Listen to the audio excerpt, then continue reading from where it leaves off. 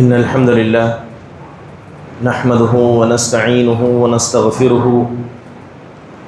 ونعوذ بالله من شرور أنفسنا ومن سيئات أعمالنا من يهده الله فلا مضل له ومن يضلله فلا هادي له وأشهد أن لا إله إلا الله وحده لا شريك له وأشهد أن محمدًا عبده ورسوله أما بعد فإن خير الحديث كتاب الله وخير الهدي هدي محمد صلى الله عليه وسلم وشر الأمور محدثاتها وكل محدثة بدعة وكل بدعة ضلالة وكل ضلالة في النار فأعوذ بالله من الشيطان الرجيم بسم الله الرحمن الرحيم يا أيها الذين آمنوا اتقوا الله حق تقاته ولا تموتن إلا وأنتم مسلمون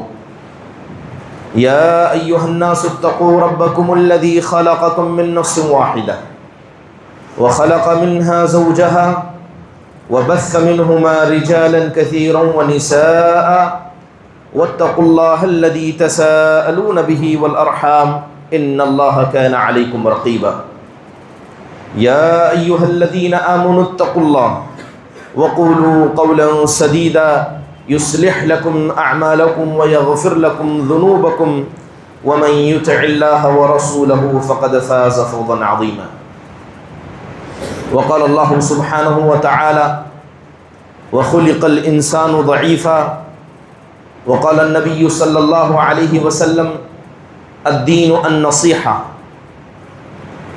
تمام قسم کی حمد و ثنا، بڑائی کبریائی، تعریف و توصیف اس اللہ وحدہ شریک کے لیے لائق و زیبا ہے جس نے ساری کائنات کو عدم سے وجود بخشا۔ درود نازل ہو تمام انبیاء علیہم الصلاۃ والسلام پر جنہیں اللہ نے اپنی اپنی قوم تک ہادی و رہبر بنا کر بھیجا، خصوصاً ہمارے اور آپ کے آخر نبی جناب محمد الرسول اللہ صلی اللہ علیہ وسلم کے ذات گرامی پر، جنہیں اللہ سبحانہ و تعالیٰ نے ایک ایسی شریعت سے نوازا جو شریعت رات کی تاریکی میں بھی دن کی طرح واضح اور روشن ہے۔ محترم حاضرین، خطبہ مسنونہ کے بعد آیت کریمہ پڑھی گئی۔ اللہ سبحانہ و تعالیٰ ارشاد فرماتے ہیں وَخُلِقَ الْإِنسَانُ ضَعِيفًا، کہ ہم نے انسان کو بڑا کمزور پیدا کیا ہے۔ انسان چاہے جسم کے اعتبار سے دیکھیں، ارادے کے اعتبار سے دیکھیں، ہمت اور حوصلے کے اعتبار سے دیکھیں، دنیا میں جینے اور آخرت میں کامیاب ہونے کے اعتبار سے دیکھیں، ہر اعتبار سے انسان بڑا کمزور ہے۔ دوسری جگہ اللہ کے نبی علیہ الصلاۃ والسلام نے اس کمزوری کی ایک بڑی علامت بتاتے ہوئے کہا کہ کل بنی آدم خطاء، آدم کے اولاد میں سب سے بڑی کمزوری یہ ہے کہ یہ ہمیشہ غلطی کرتے ہیں۔ آپ نے کہا کہ ہر آدم کی اولاد یہ غلطی کرتی ہے، لیکن ان میں سب سے اچھے اور بہترین لوگ وہ ہیں جو غلطی کرنے کے فوراً بعد اللہ کی طرف رجوع بھی کرتے ہیں، اللہ سے لو بھی لگا لیتے ہیں۔ دوسری حدیث میں اللہ کے نبی صلی اللہ علیہ وسلم نے اسی کمزوری کو نعمت بتایا، اور نعمت بتاتے ہوئے کہا والذی نفس محمد بیدی لو لم تذنبوا لذهب اللہ بکم۔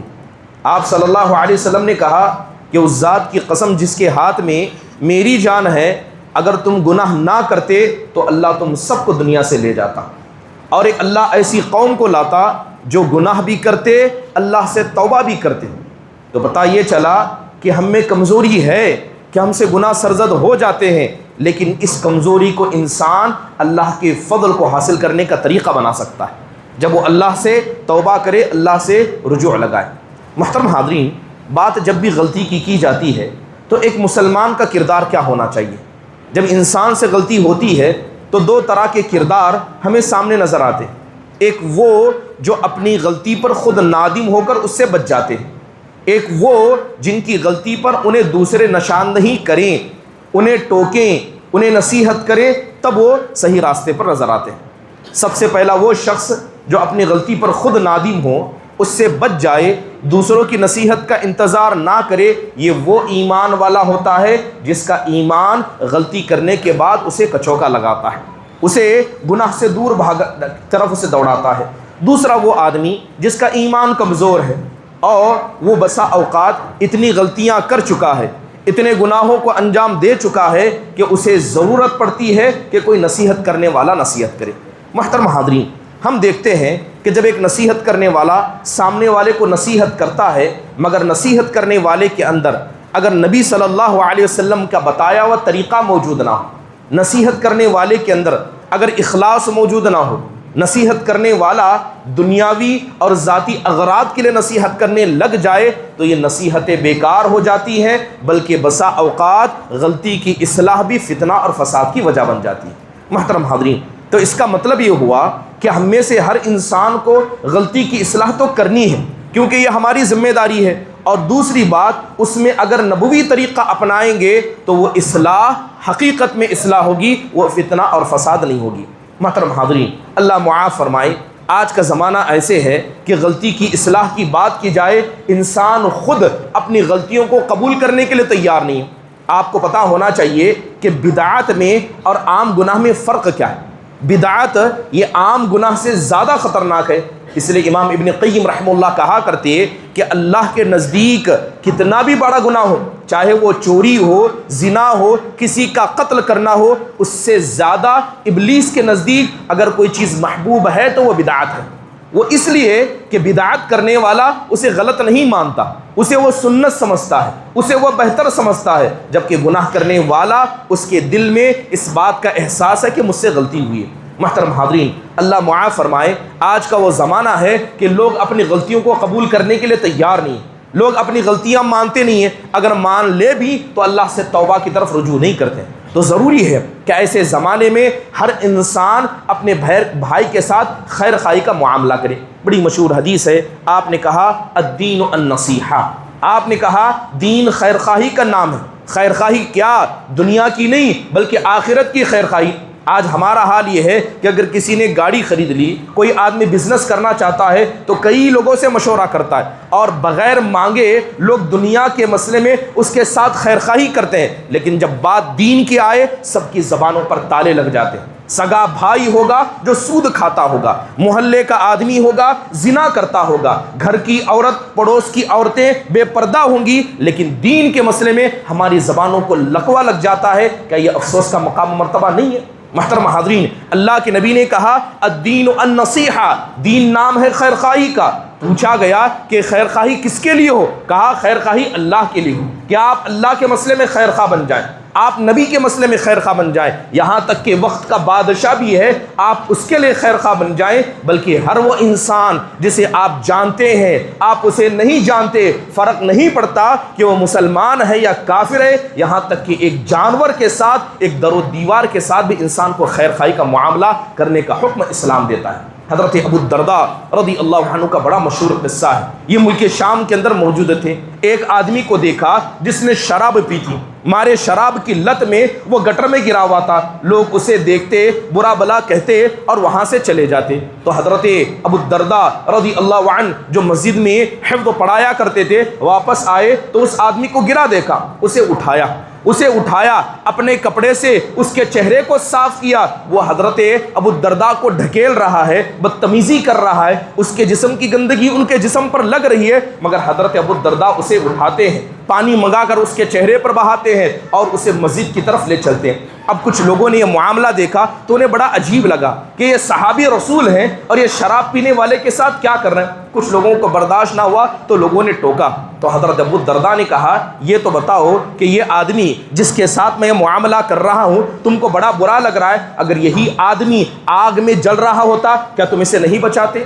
آگ میں جل رہا ہوتا کیا تم اس کی حفاظت نہیں کرتے؟ کیا تم اسے نہیں بچاتے؟ میں اسے جہنم کی آگ سے بچا رہا ہوں، میں اسے دنیا نہیں بلکہ آخرت کی آگ سے بچا رہا ہوں، میں دنیا کا نہیں بلکہ اس کی آخرت کے مسئلے میں اس کی خیر خواہی چاہ رہا ہوں۔ محترم حاضرین، ضروری ہے کہ انسان کا مزاج خیر خواہی والا ہو۔ محترم حاضرین، یہی وجہ ہے کہ جب برائی سے ٹوکنے والے کم ہو جاتے ہیں، علماء کی باتیں بھی لوگوں کو چبھنے لگ جاتی ہیں۔ جہاں سود کا ماحول ہو، اگر کوئی سود پر تقریر کر دے لوگوں کو برا لگتا ہے، کیونکہ برائی کو برائی سمجھنا جب لوگوں نے بھلا دیا، جب لوگوں نے سود کو برا سمجھنا، خیر خواہی کرنا برا سمجھنے لگے، تو ایک عالم کو بھی ٹارگٹ بنایا جاتا ہے، نشانہ بنایا جاتا ہے، اور ان کی باتوں کو بھی برا مانا جاتا ہے۔ محترم حاضرین، ضروری ہے کہ ہر آدمی خیر خواہ بنے، منکر کے خلاف آواز اٹھائے، اور اگر یہ بتائیے کہ ہم مسلمان ہیں، ہم ایمان رکھتے ہیں، اگر کوئی آدمی ایمان والا ہو اور اپنے ایمان والے بھائی کے بارے میں وہ خیر خواہ نہ ہو، یہ کیسی خیر خواہی ہوگی؟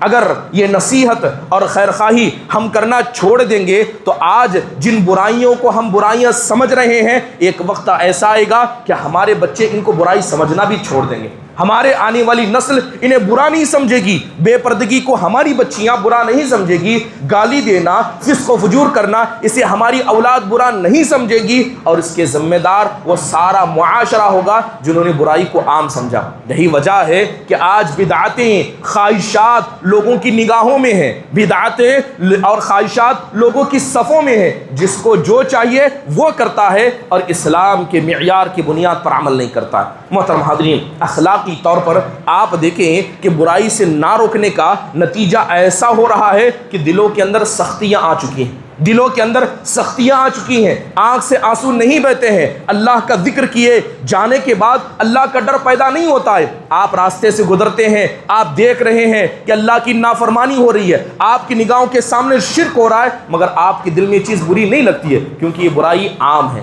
محترم حاضرین، یہی وجہ ہے کہ آج نفرتیں زیادہ ہو گئی۔ پہلے کا وقت تھا، صحابہ کا زمانہ تھا، خیر خواہی کا ایسا ماحول تھا، غلطی کرتے ایک دوسرے کو ٹوکتے اور کہتے اتق اللہ، کہ تو اللہ سے ڈر۔ حضرت انس بن مالک کہتے ہیں کہ ہمارا زمانہ ایسا تھا، کوئی کسی کو اتنا کہہ دیتا اللہ سے ڈر تو سامنے والا رونے لگ جاتا، کہا کہ ہاں مجھے اللہ سے ڈرنے کی ضرورت ہے۔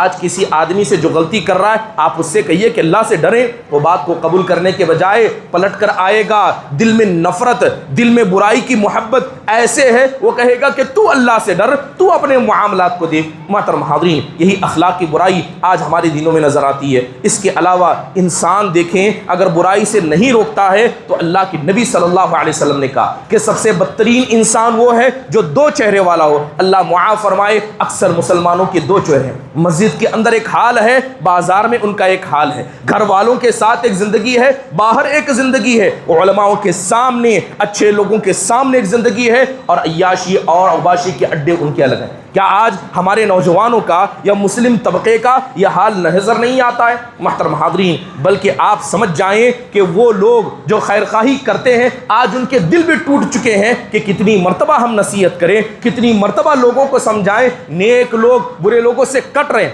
وہ ان کے ساتھ اٹھنا بیٹھنا پسند نہیں کر رہے، کیونکہ برائی جب عام ہو جاتی ہے تو سچ جانیے کہ نیک لوگوں کے دل بھی اس مسئلے میں ٹوٹ جاتے ہیں۔ محترم حاضرین، اب جب انسان خیر خواہی کرنا چاہتا ہے تو اس کے لیے یہ بھی ضروری ہے، اس کے لیے یہ بھی ضروری ہے کہ وہ نبی کریم صلی اللہ علیہ وسلم کے طریقے کو اپنائیں۔ اللہ کے نبی کا طریقہ کیا، آپ غلطیوں کی اصلاح کیسے کرتے تھے، آپ نصیحت کیسے کرتے تھے، آپ لوگوں کو دیکھ کر کیسی گفتگو کرتے تھے، اس کا بھی اپنانا ضروری ہے، ورنہ ہوگا یہ کہ آدمی خیر خواہی کرنے جائے گا، نصیحت کرنے جائے گا، مسئلہ حل نہیں ہوگا بلکہ ایک نیا فتنہ جنم لے گا، ایک نئی مصیبت آ جائے گی۔ یہ کب ہوگا؟ جب آدمی اللہ کے نبی صلی اللہ علیہ وسلم کے طریقے کو نصیحت کے مسئلے میں چھوڑ جائے۔ محترم حاضرین، اگر کوئی آدمی اللہ کے نبی کے طریقے کو اصلاح کے مسئلے میں، خیر خواہی کے مسئلے میں نہ اپنائے تو ضد و انا کی بات بن جاتی ہے، بلکہ حق کو بدنام کیا جاتا ہے، نفرتیں عام ہو جاتی ہیں۔ بات اگر خیر خواہی کی کریں، غلطیوں کی اصلاح کی کریں، اس اسلوب کو اللہ نے خود اپنے لیے اپنایا ہے،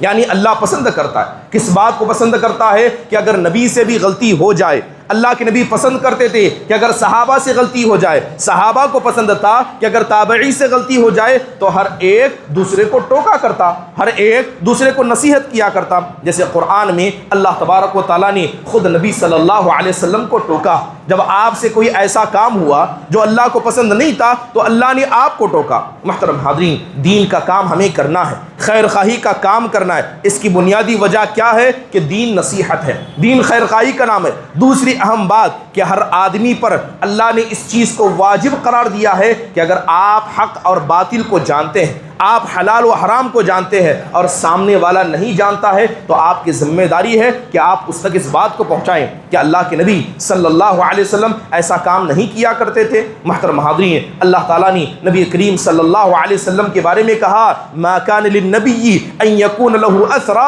حتى يثخن فی الارض۔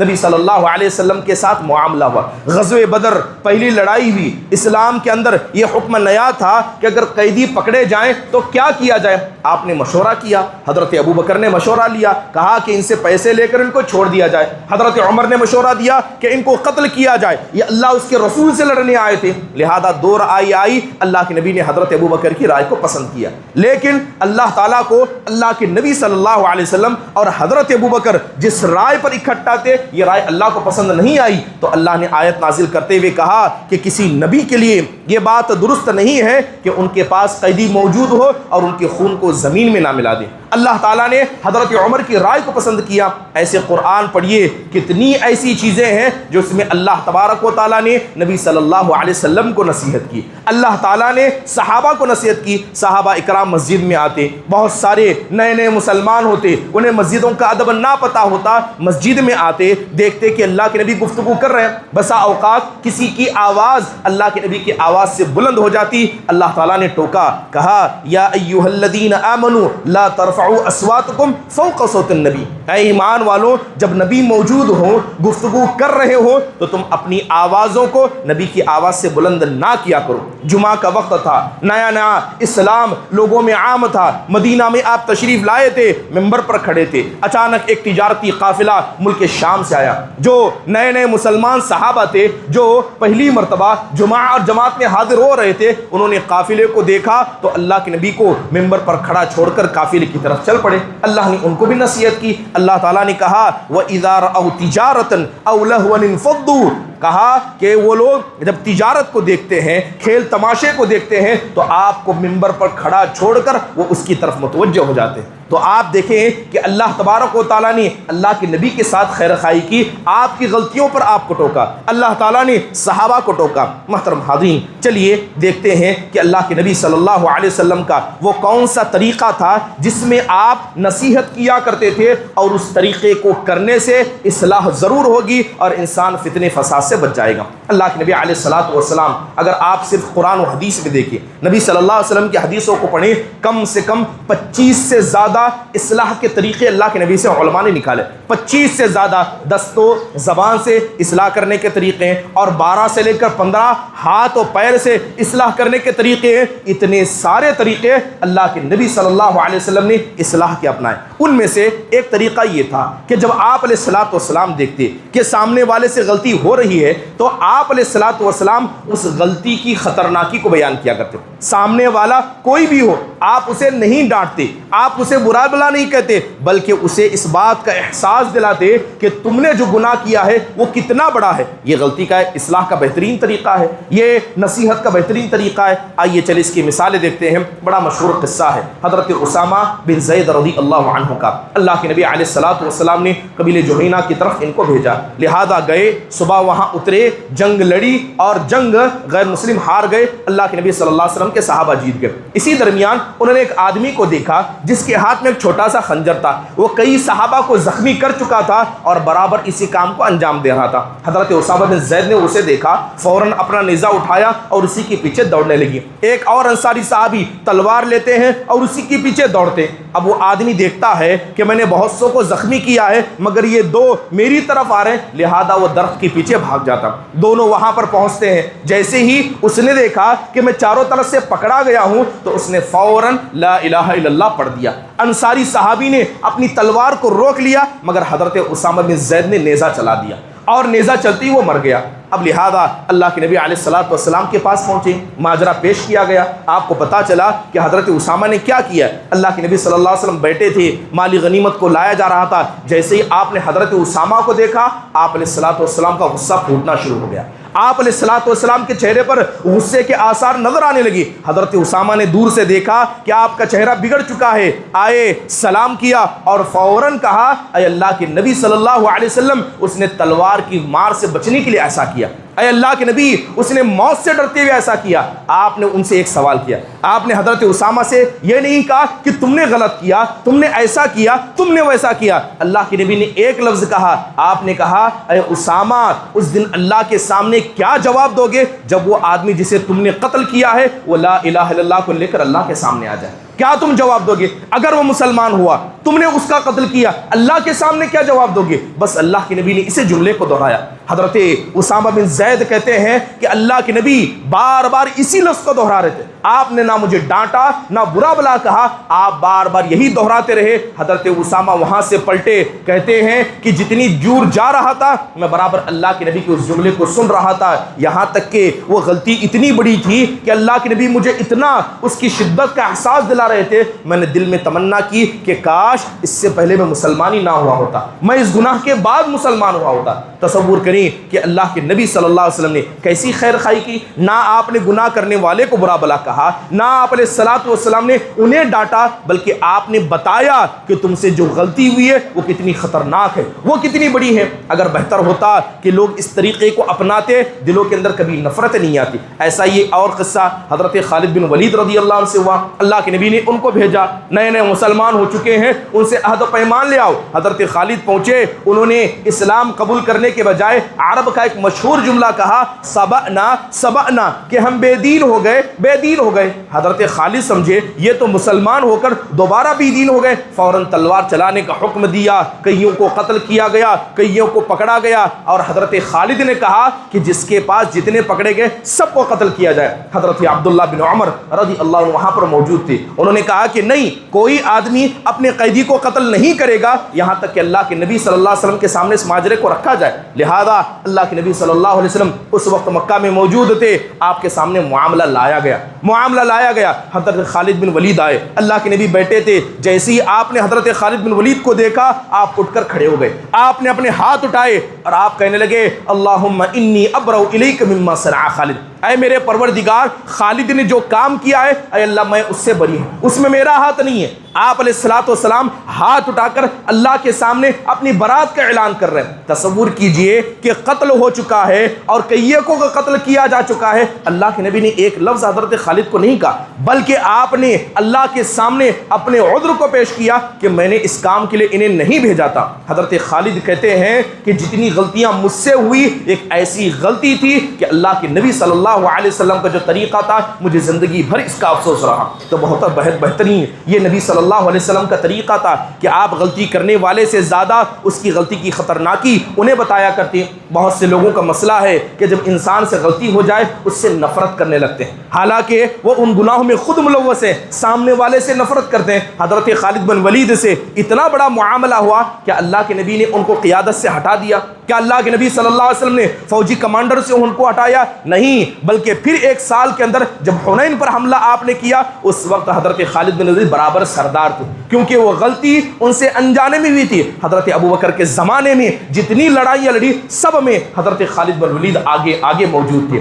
تو پتہ یہ چلا کہ غلطی انسان سے ہوتی ہے، لیکن انسان کو چاہیے کہ اسے غلطی کا احساس دلائے، نہ کہ اس انسان ہی کو برا سمجھا جائے۔ اللہ کے نبی علیہ الصلوۃ والسلام اللہ تبارک و تعالیٰ نے آپ کو بہت سارے کمالات عطا کیے۔ ایک بڑا کمال یہ تھا کہ آپ مصلی پر کھڑے ہوتے، اللہ تبارک و تعالیٰ نے آپ کی نگاہ میں ایسی طاقت دی کہ پیچھے جو کچھ ہو رہا آپ سب دیکھ لیتے تھے، نگاہیں سامنے ہوتی مگر پیچھے جو ہوتا آپ سب دیکھ لیتے۔ ایک مرتبہ اللہ کے نبی صلی اللہ علیہ وسلم نے نماز پڑھائی، نماز پڑھانے کے بعد آپ علیہ الصلوۃ والسلام پلٹ کر بیٹھے اور آپ نے کہا کہ اللہ سے ایسے لوگوں کو ڈرنا چاہیے۔ آپ نے کہا کہ اللہ سے ایسے لوگوں کو ڈرنا چاہیے جو رکوع اور سجدے میں اپنی کمر کو سیدھا نہیں کرتے۔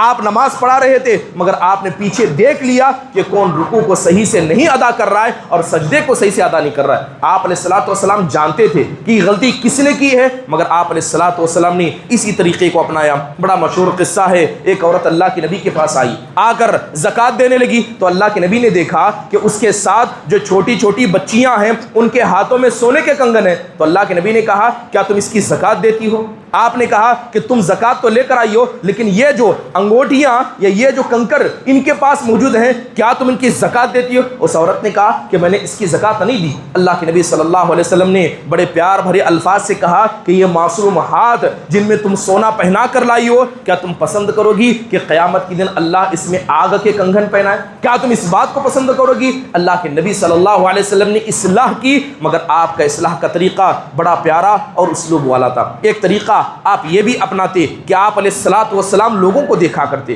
ان کی حالتوں پر غور کرتے، اور جب آپ کو لگتا کہ لوگوں کے اندر دینداری کم ہے، دنیا کا مزاج زیادہ ہے، تو اللہ کے نبی ان کے مزاج کو بدلنے کی کوشش کرتے۔ ان کا جو تھاٹ پروسیس ہے، ان کا جو تصور ہے جو دین کے حوالے سے ہے، دنیا کے حوالے سے، اللہ کے نبی اس کو بدلنے کی کوشش کرتے۔ بڑا مشہور قصہ ہے، آپ نے بارہا سنا ہوگا، اللہ کے نبی صلی اللہ علیہ وسلم بیٹھے ہیں، صحابہ کی جماعت بھی موجود ہے، ایک آدمی کا گزر ہوا۔ اللہ کے نبی صلی اللہ علیہ وسلم نے اس آدمی کو دیکھا تو صحابہ سے اس آدمی کے بارے میں آپ نے رائے پوچھی کہ اس کے بارے میں تمہارا کیا کہنا ہے؟ تو صحابہ اکرام نے کہا، اے اللہ کے نبی، قوم کا بڑا سردار ہے۔ آپ کے سامنے کہا گیا قوم کا بڑا سردار ہے، بہترین گھوڑے پر سوار ہے اور بڑا عزت دار آدمی ہے۔ حال یہ ہے کہ جس گھر میں نکاح کا پیغام دیا جائے اس کو روکا نہیں جا سکتا، اس کے نکاح کو قبول کر لیا جائے گا۔ جس آدمی کے مسئلے میں سفارش کرے اس کی سفارش بھی مانی جائے گی۔ اللہ کے نبی صلی اللہ علیہ وسلم رائے لی، آپ خاموش ہو گئے۔ کچھ دیر بعد ایک اور صحابی کا گزر وہاں سے ہوا۔ اللہ کے نبی نے پوچھا کہ ان کے بارے میں تمہاری رائے کیا ہے؟ تو صحابہ نے کہا کہ عام انسانوں میں سے ایک انسان ہے، ہاں بڑے خستہ حال ہے، غریب ہے، محتاج ہے، لیکن اچھا انسان ہے۔ حال یہ ہے کہ اگر کسی گھر میں نکاح کا پیغام دے تو ان کا پیغام قبول نہ کیا جائے، کسی کے مسئلے میں سفارش کرے تو عام لوگوں میں اتنے کامن آدمی ہے کہ ان کی سفارش بھی نہ قبول کی جائے۔ تو اللہ کے نبی صلی اللہ علیہ وسلم نے لوگوں کا نظریہ بھانپ لیا کہ لوگ مال کو دیکھ کر، عہدے کو دیکھ کر اچھائی اور برائی کا معیار بنا چکے ہیں۔ آپ علیہ الصلوۃ والسلام نے ان کے تصور کو کاٹتے ہوئے کہا، خدا کی قسم، جس آدمی کو تم نے اچھا کہا اور جس آدمی کو کمتر کہا، یہ کمتر آدمی اس آدمی سے اتنا ہی اللہ کے نزدیک پیارا ہے، اللہ کے نزدیک اس کا مقام اتنا ہی بلند ہے جتنا کہ یہ زمین سے یہ آسمان بلند ہے۔ وہ آدمی اللہ کے نزدیک اتنا بہتر ہے۔ تو اللہ کے نبی صلی اللہ علیہ وسلم نے لوگوں کی ذہنیت کو دیکھ کر کہا کہ کسی کا مال، کسی کا رتبہ اسے اللہ کے نزدیک اچھا نہیں بتاتا، بلکہ ان اکرمکم عند اللہ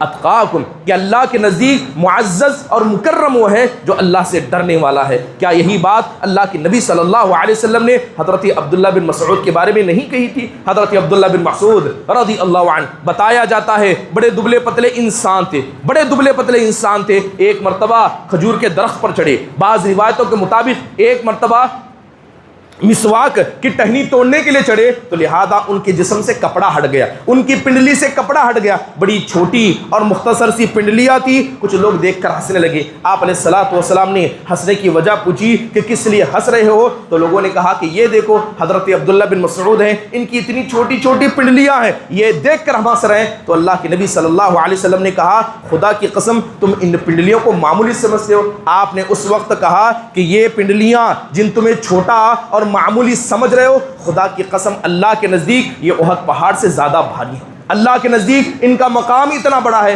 جو لوگ مکہ مدینہ گئے ہیں جانتے ہیں احد پہاڑ یہ 7 کلومیٹر لمبا پہاڑ ہے۔ آپ اس کی تلنا، آپ اس کا میزان حضرت عبداللہ بن مسعود رضی اللہ عنہ کی ان پنڈلیوں سے کر رہے ہیں، کیونکہ یہ معمولی صحابی نہیں تھے۔ ابو جہل کا سر جو کاٹ کر لائے تھے یہی عبداللہ بن مسعود رضی اللہ عنہ تھے۔ محترم حاضرین، اس لیے انسان کو دینی مزاج اور دینی تصور رکھنا چاہیے۔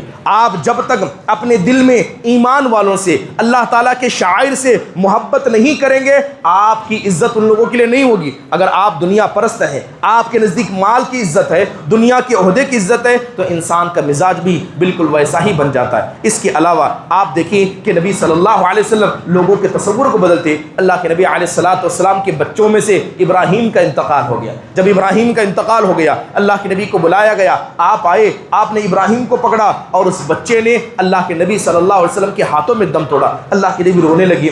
جس دن آپ کے فرزند ابراہیم کا انتقال ہوا تھا اسی دن سورج گرہن ہو گیا، اسی دن سورج گرہن ہو گیا۔ اللہ کے نبی صلی اللہ علیہ وسلم حضرت ابراہیم کے جنازے میں شریک ہیں، آپ ان کی نماز پڑھانا چاہ رہے ہیں تو ایک آدمی نے کہا کہ آج اللہ کے نبی صلی اللہ علیہ وسلم کے فرزند آپ کے بیٹے کا انتقال ہوا ہے اس لیے سورج گرہن ہوا ہے۔ آپ علیہ الصلوۃ والسلام غمگین ہیں، لیکن جیسے آپ نے دیکھا کہ لوگوں نے طریقے کو بدل دیا، لوگوں نے کسی بچے کو اتنا بڑا سمجھا کہ کائنات میں اس کی وجہ سے خلا پیدا ہو رہی ہے، ایک تصور بن رہا ہے، آپ نے فوراً ان سے کہا کہ ان الشمس والقمر آیۃ من آیات اللہ لا ينخسفان لموت احد ولا لحیاتی۔ آپ نے کہا یہ سورج اور یہ چاند جو ہیں یہ اللہ کی نشانیوں میں سے ہیں، کسی کے پیدا ہونے سے کسی کے مرنے سے ان کو کوئی فرق نہیں پڑتا، کسی کے جینے اور مرنے سے ان کو کوئی فرق نہیں پڑتا۔ تو آپ علیہ الصلوۃ والسلام نے لوگوں کی مزاج کو بدلنا چاہا۔ اس کے علاوہ اللہ کے نبی علیہ الصلوۃ والسلام جب لوگوں کے لیے نصیحت کرتے، آپ کا ایک بہترین طریقہ یہ بھی تھا کہ آپ علیہ الصلوۃ والسلام لوگوں کو ڈانٹا کرتے، خاص کر جب آدمی